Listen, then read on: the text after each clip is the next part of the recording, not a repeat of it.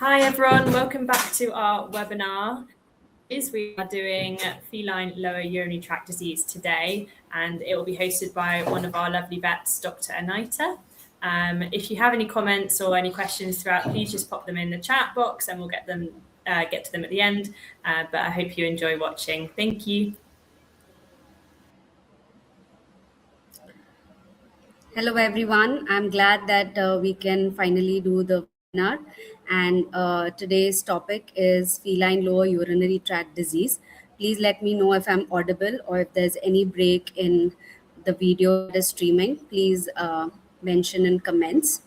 So we're going to talk about unblocking the best clinical approach for these cases that come to our clinic, and it's a regular thing that you'll get to see in the clinical setting.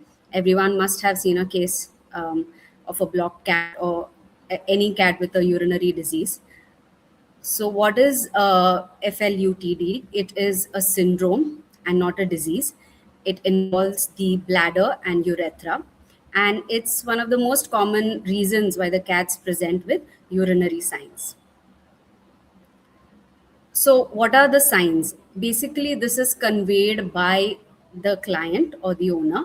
They'll say that the cat is in pain, there's stranguria, there's vocalization when the cat is trying to pee, there's excessive licking of the genital area. So when you even look at the penis, you will see that it is very inflamed or it is kind of a purplish blue color.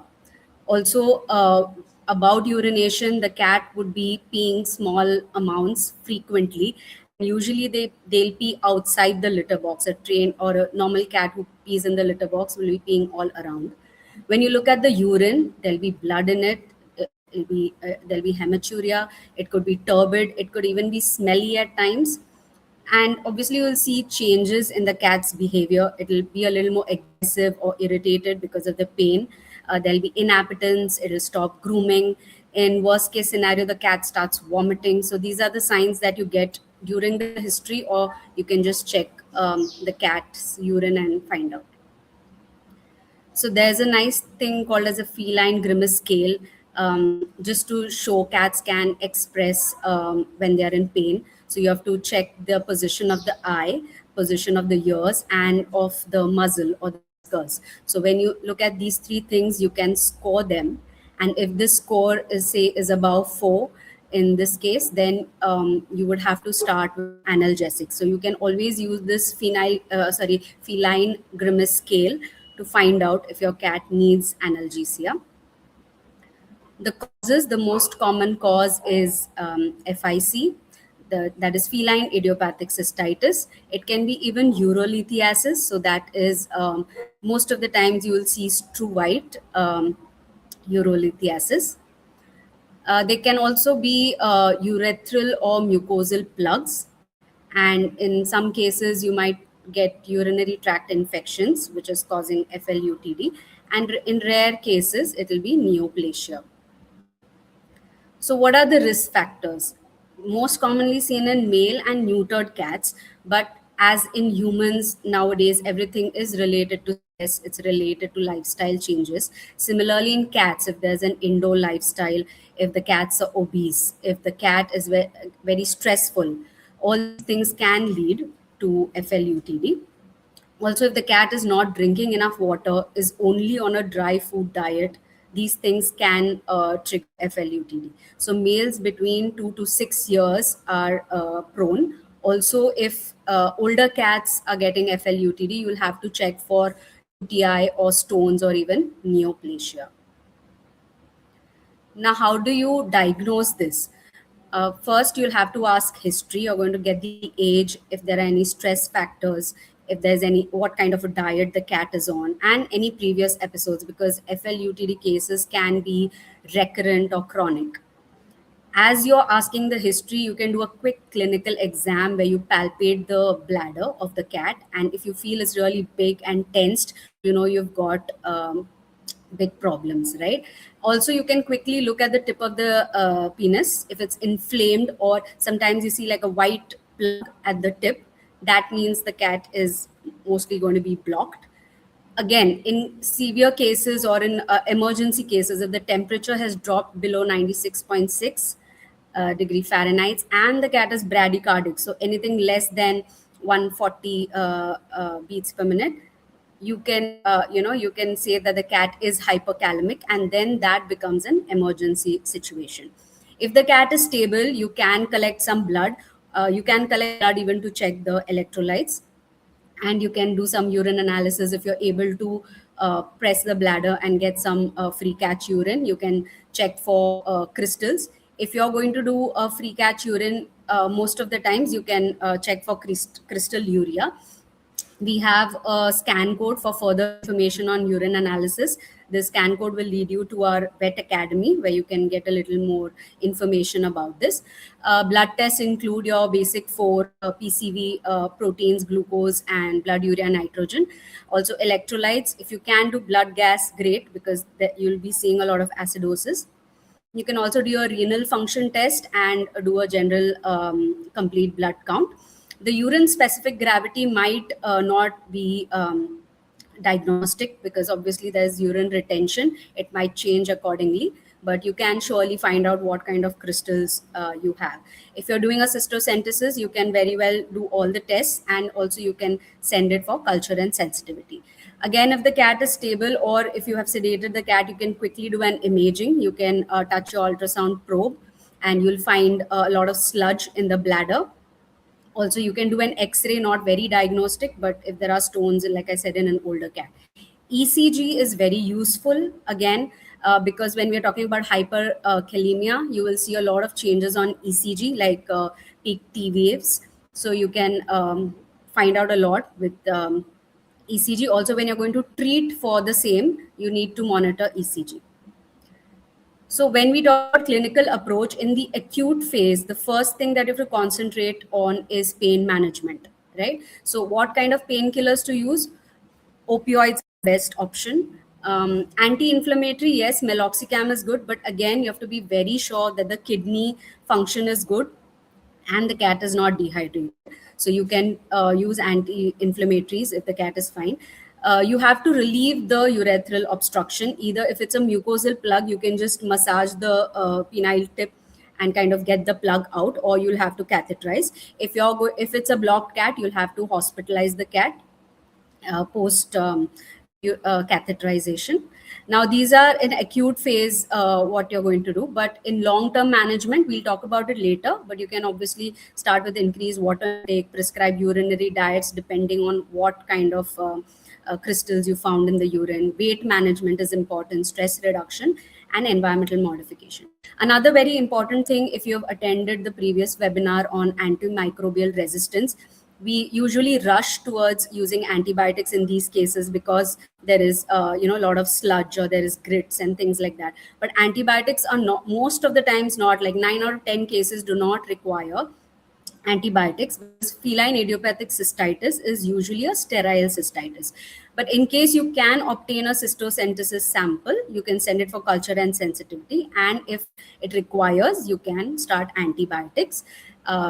You can kind of go towards antibiotic stewardship in this case also. Only when required, you can use antibiotics. So this was about a relatively stable cat. But what happens when you get a blocked cat? That's when panic sets in.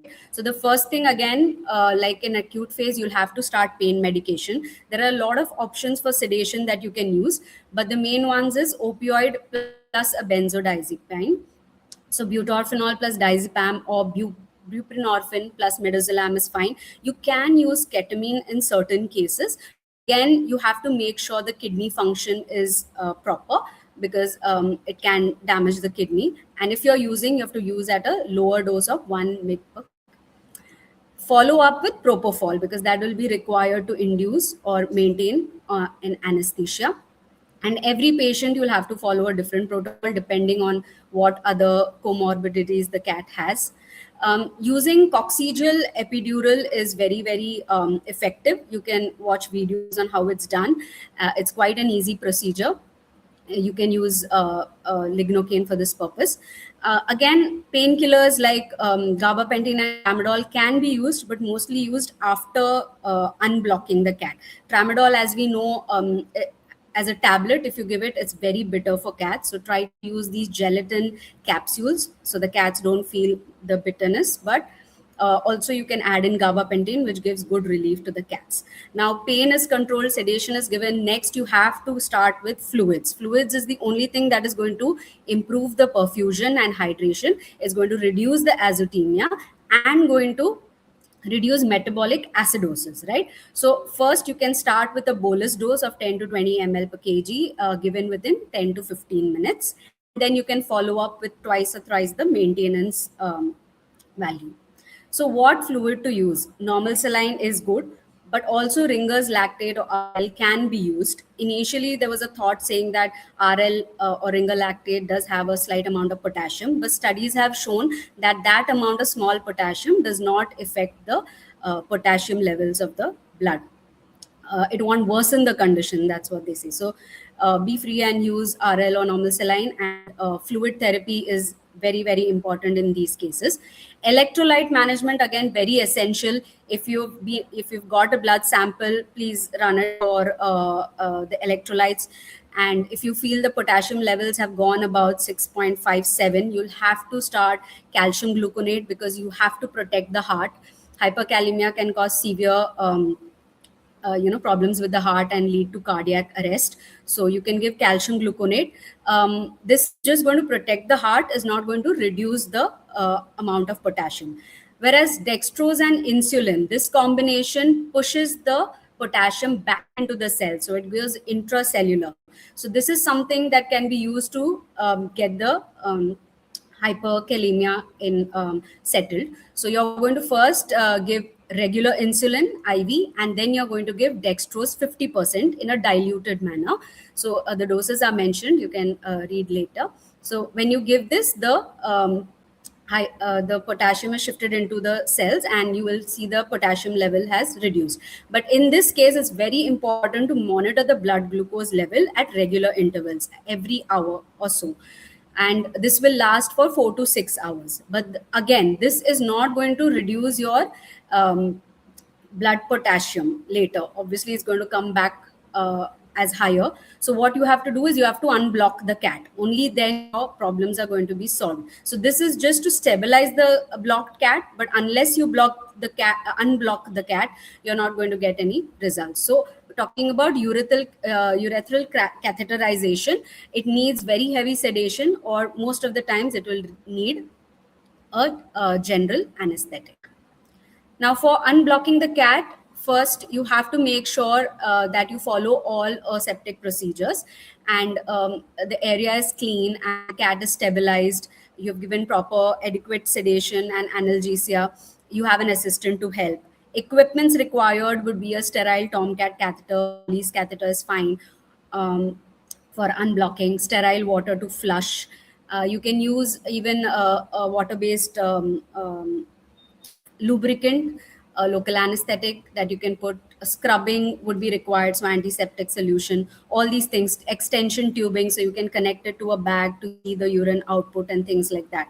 And adhesive tape. And patient preparation, just like any surgery, clip the area, scrub the area around, and position the cat properly, usually in dorsal or lateral and sterile manner. The catheterization has to be done, but everything has to be prepped and kept, because you want to avoid introducing infection when you're placing the urinary catheter. So these are just pictures of how they are placing the urinary catheter. So usually the trick is when you are pushing the urinary catheter into the urethra, you'll have to pull the prepuce back, and as soon as you push it in, while you're putting the catheter in, you're progressing in, you have to pull the urethra outwards towards you or lateral. So that kind of releases the block, and then you can either flush sterile saline and then pass the catheter. As you can see, that they have attached the catheter to either sides and even taped the tail with the catheter. That can be done. So there is this YouTube video that I found. You can later click the link and watch the video on catheterization. So after you unblock the cat, the very important is post-op or post-catheterization care. 36 to 48 hours. E-collar is mandatory. You can give pain meds like Melox, Bupri. Again, meloxicam with caution. Gabapentin is very good if the cat is going home. Drugs like prazosin and phenoxybenzamine can be used, but only after you unblock the cat. There are a few studies that are still contradicting the use, but prazosin will relax the urethral muscles a bit and urethral spasms a bit. So you can use prazosin, and you can use it twice a day for 4 to 5 days after the cat is unblocked. Then very important to change or remove the catheter every 48 to 72 hours. Now, what the catheter that we use is actually slightly rigid. It's preferred that you use a softer rubber indwelling catheter for longer periods. That will be better. So, and then when you come to when to remove the catheter, one, the color of the urine should be normal. It should not be turbid or bloody or with grits. And normal urine output should be there. Okay. Correction of electrolytes and azotemia. Once that is done, you can safely remove the catheter.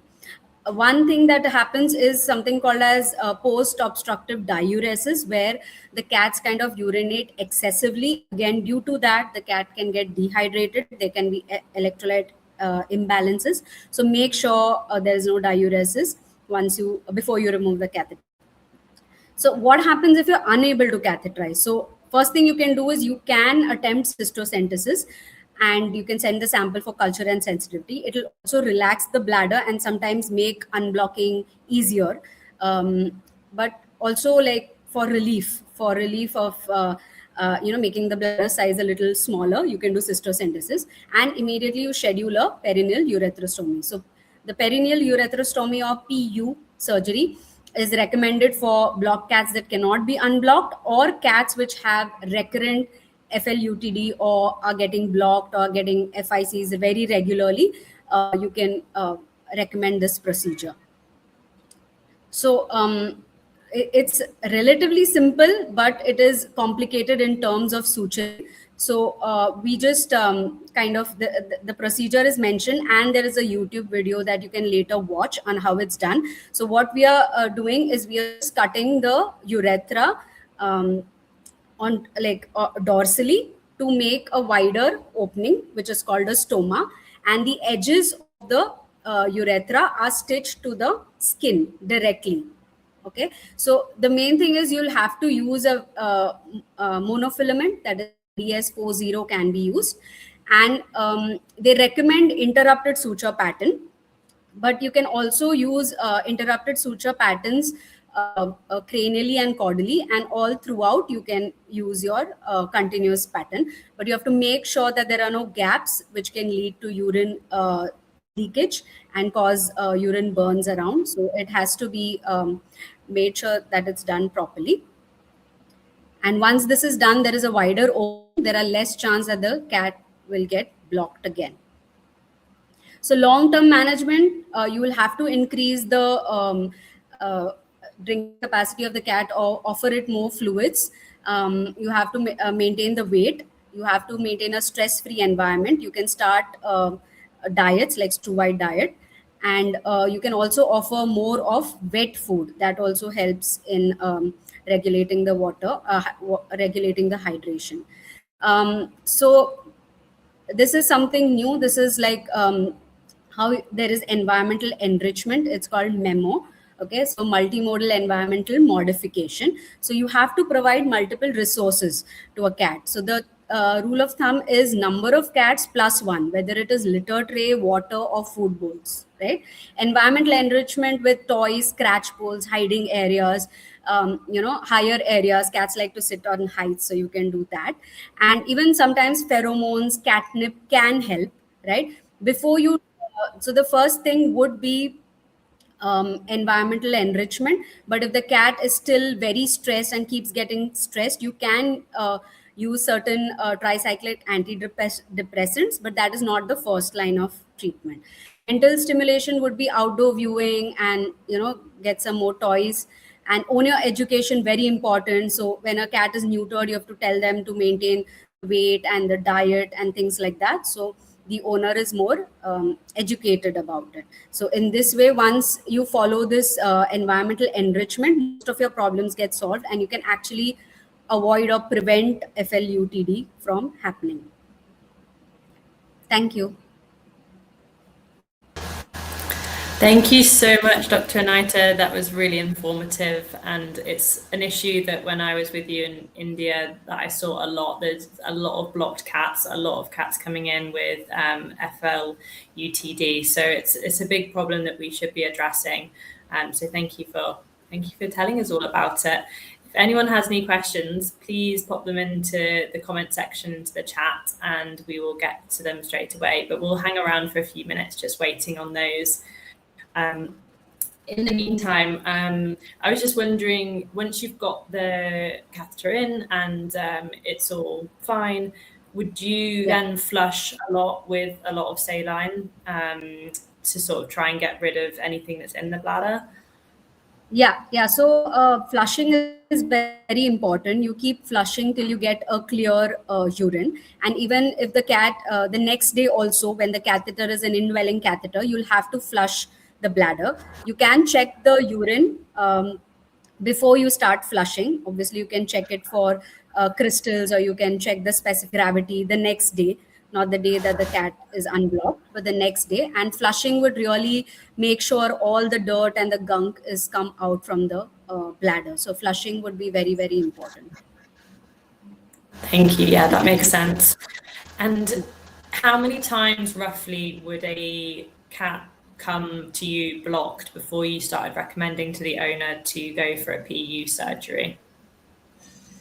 So I usually recommend if it's more than 2 times. So if the first time is, the cat is blocked and the owner has not been taking care and making sure everything is done, and if the owner is still doing a lot and change the diet and things, it might take even up to a year for the cat to settle to all these new things, and during that, cat might get blocked again within 6 months.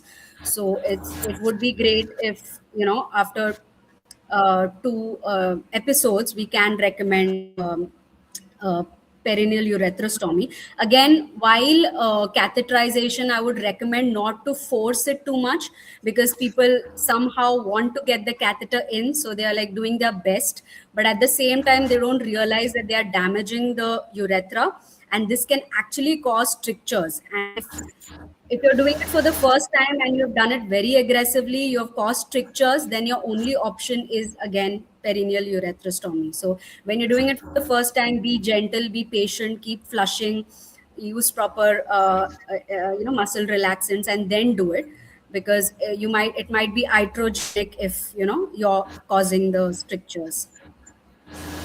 Yeah, I agree. I've heard of people doing that before, and I'd probably always recommend somebody, if it is your first time and you do have a mentor or a senior to hand, I would recommend doing it with them for the first time, so that you can get an idea of how much you should be pushing to get the catheter in, because that is a risk of the procedure. We are having a few questions come through in the chat now. Someone's asked if we can show the slides again, but I'm assuming that's because you want to try and take a picture of them or something. So we are recording this, and if you use the original link that you've come to view the webinar on, you'll be able to see it. So hopefully you can do that. But if there's something that's more specific that you want us to go through again, then I'll ask Dr. Anita to go and do that. Somebody else has asked, what are the chances of reoccurrence after first-time treatment? Yeah, so depends on whether the owner is taking your instructions seriously. If they start management properly, like I said, environmental modification is like the first line of therapy now for long-term cases. And even before any medication, even before painkillers, you have to reduce the stress of the animal. But if the cat is getting triggered again, or if there's a stressful factor that the owner has not taken care of, then there's a high chance that there's going to be a reoccurrence of a blocked cat. Yeah, I mean, I've heard of cases even when there's new furniture in the home or there's building work going on, that can trigger cats. So they can be really, really sensitive animals, can't they? So somebody else has asked, what diagnostic protocol do you recommend for a first-time FLUTD case for a young indoor cat? So if it is just an FLUTD case, it's not a blocked cat, you can try to get a urine sample, which will usually tell us a lot about what's going on in the urine, whether there is crystal formation, whether there is a lot of uh, leukocytes in it or things like that. So urine sample would be very important in just a normal FLUTD case. We wouldn't do bloods and things like that because it's common. It's because of stress, and it could be just feline idiopathic cystitis. You could so that is the diagnostic thing, because you're asking. I would do a urine sample, but treatment wise also I would concentrate more on pain medication, anti-inflammatories, because if it's a first time, I'm sure the cat is not very dehydrated, so you can give anti-inflammatories, you can give buprenorphine, and you can recommend more amount of fluid in water intake or wet food, things like that. Yeah, I think one of the big key things you were talking about actually in these cases is that so many vets in the past have reached for antibiotics in those first offenders, those first cases. But actually, what we know now from the research is that the vast majority of the cases here are sterile, so reaching for antibiotics is not the right thing to do initially, at least.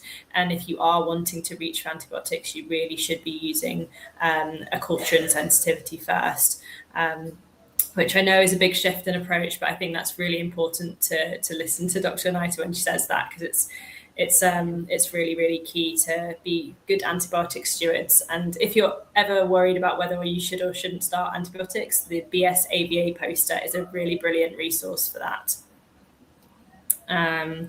So we have another question on, could you please elaborate more on pain detection in cats? That's a really good question.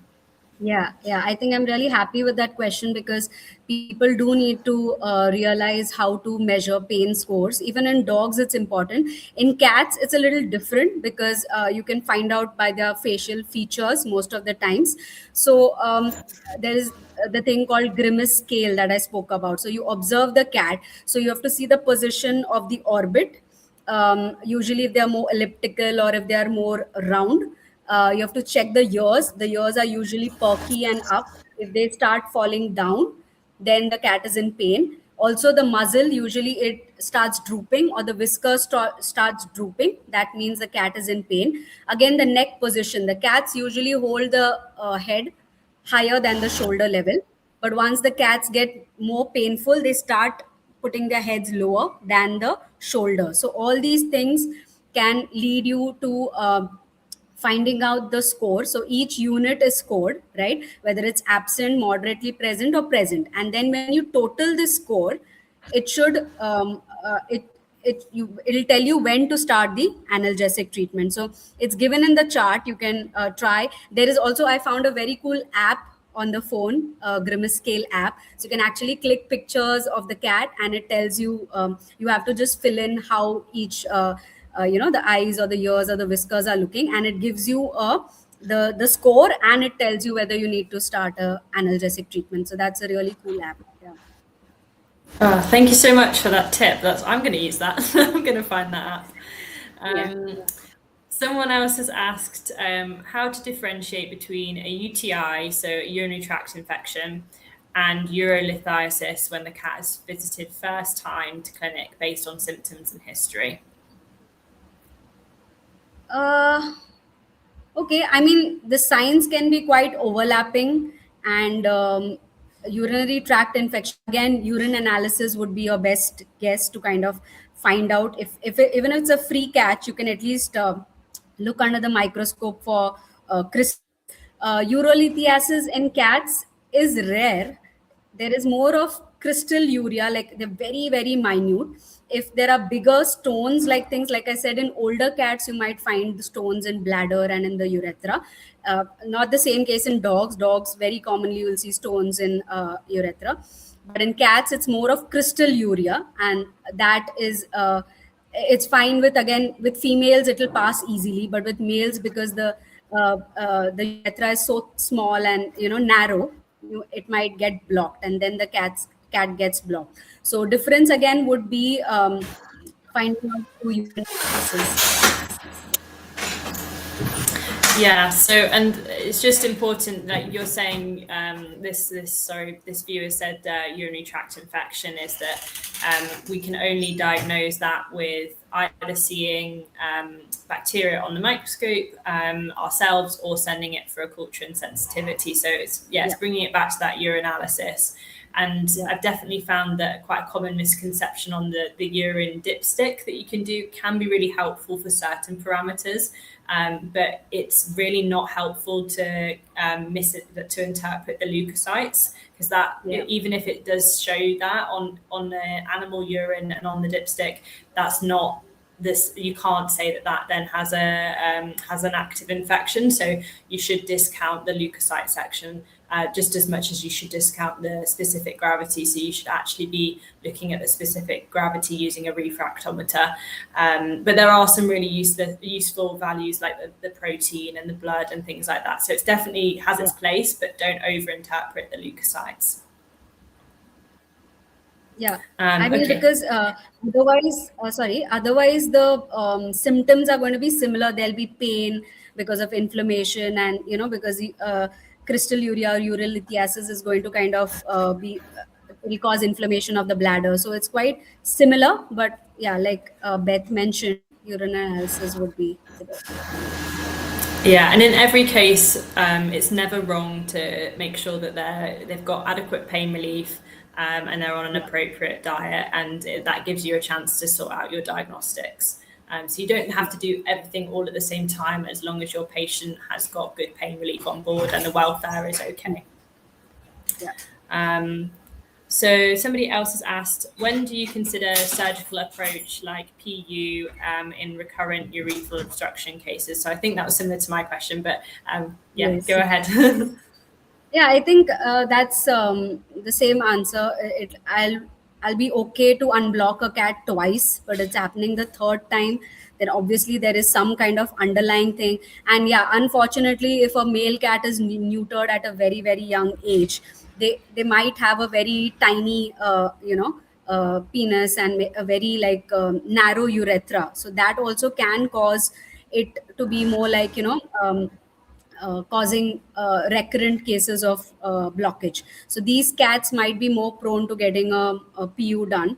And other cats, if you can avoid, if they are able to manage the environment well, and you can give some painkillers and leave the cat, then you don't need to do a PU. But again, if you find it for more than twice that the cat has come to you blocked, I think the best thing would be just to widen it to avoid any future recurrence. Yeah. Thank you. So I think that's it on the question front. So if anyone has any last minute questions, please pop them in now.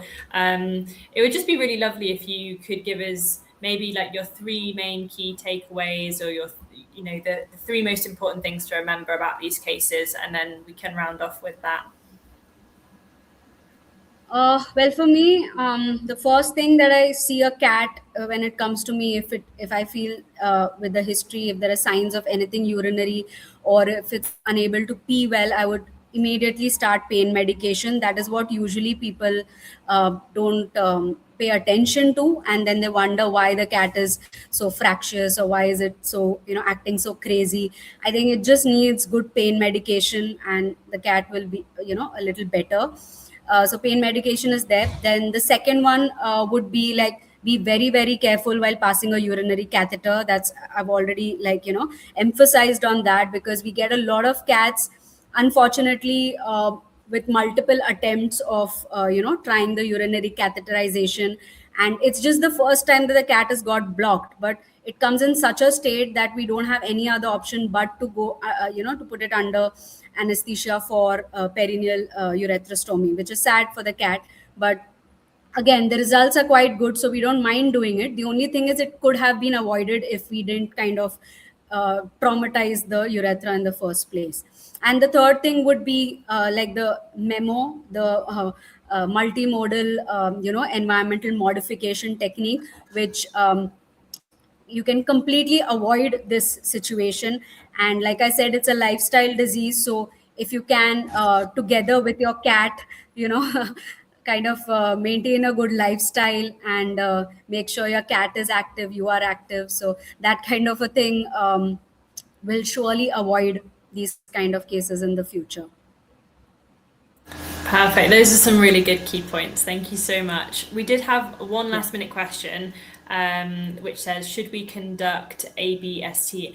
I don't know whether that means antibiotics. Yes, it is culture and sensitivity test, and that is what I meant by culture and sensitivity. So whenever you can, even the first time the cat is here, if you are not, I mean, it's always good to just touch a probe and get your cystocentesis sample done.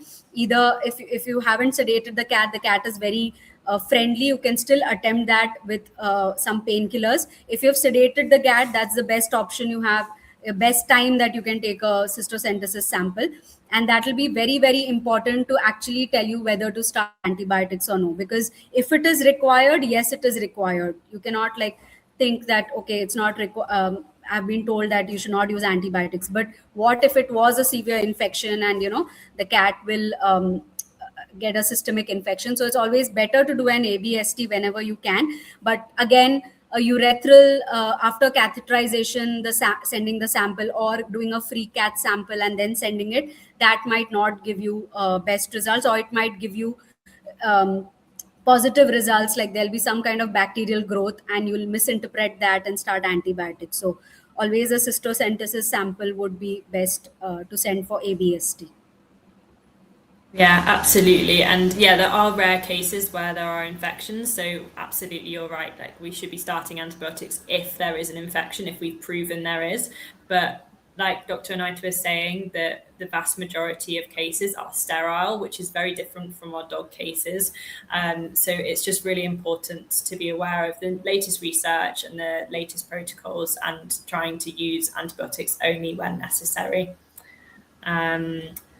And then someone else has asked, can uroliths be dissolved medically? So there are some diets called dissolution diets. So they have made those diets specifically for dissolving these kind of, especially I've seen struvite urolithiasis that can be cured with diets. But again, if you're going to, if it's like a bigger stone or if it is a proper urolith, then I doubt it's going to dissolve it. If it's in that very initial stage, if it's like I said, if you're doing a urine examination and you get crystal urea, and even on an ultrasound, if you see sludge and you see tiny, you know, shiny things, so you know that these are tiny crystals, and this can be treated with diets, but that is not the mainstay. The mainstay would be improving the environment, increasing the water intake. All the other factors are important. Just by changing the diet, you might not be able to medically treat uroliths. Lovely, thank you. And then somebody else got quite an interesting question, who said, had once heard about flushing with lidocaine to help with the pain as well. Would you recommend that? That's not something I've heard of, but I wonder if you have. Yes, so I have done that, but again, they usually recommend, like I said, a water dissolving kind of a lubricant, and lignocaine is slightly like a gel. It kind of mixes with water, but not completely. I have used it in some cases where, you know, even after multiple flushings, I haven't achieved it. So instead of like forcing the catheter in and out, I have mixed it with normal saline and I've tried to flush it. Again, this lignocaine gel has to be sterile. It cannot be, you know, taken from any surface. It has to be a very sterile thing that you're going to put inside. If it's not sterile, it's not worth doing, because again, you're going to introduce infection into the bladder. So I have used it. I'm not sure what the general recommendation is, but it has given good results. Even in canine urolithiasis, when we use lignocaine mixed with normal saline, it has kind of helped lubricate that tiny stone and pushed it back into the bladder. Yeah.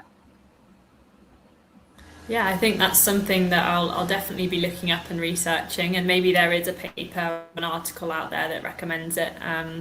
But thank you for sharing your experience with it. I think that's everything for now so far on the question front. So thank you all for watching. It's been such an amazing webinar. Thank you, Dr. Anita, for presenting for us. This webinar is recorded, so if you do want to come back and watch it again, you can just re-click through the link that we shared initially, and it is also going to be uploaded to our YouTube channel, which is the WVS Academy YouTube channel. So please check out all the other webinars that we have on there as well. We also have a webinar coming up this Thursday on glanders in horses. If you'd like to check that out, we'd very glad you have you come and listen. So thank you again, and see you all very soon. Thank you. Bye.